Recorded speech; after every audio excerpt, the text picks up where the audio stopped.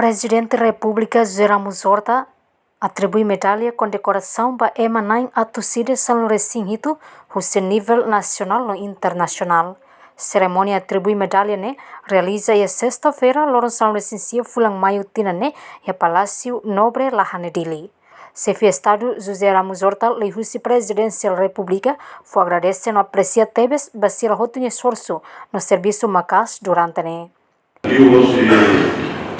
Presidente da República e também agradece a homenagem, agradece a toda vez, estrangeiro, nacional, contribui à nação da República e a todo que luta depois da independência.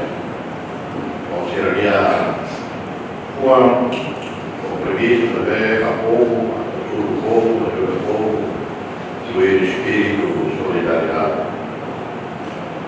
E também testemunhas do prêmio, decoração a sacerdotes, senhoras madres, educadores, empresário Paulo Lourenço Oliveira, pioneiro da aviação comercial em Lourenço, em Chile,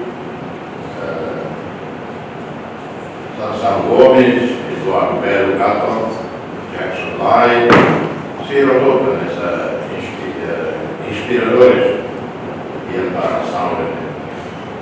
Exemplo, eu já falei para o marido Gamboa, conhecido nessa bandido qualidade.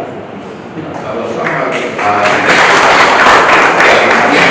bandido qualidade.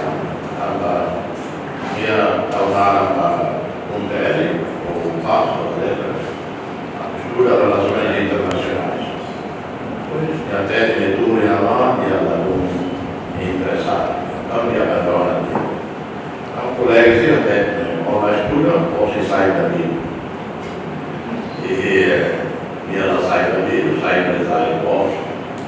Foi legal, a Horácio da entrega a Ambulocatelli, que está arrumada, para cobrir o que completo, equipamento completo, oferta para você bandido qualidade.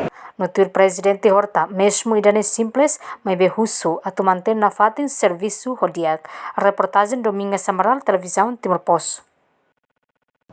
Janela informação by Emma Hotu.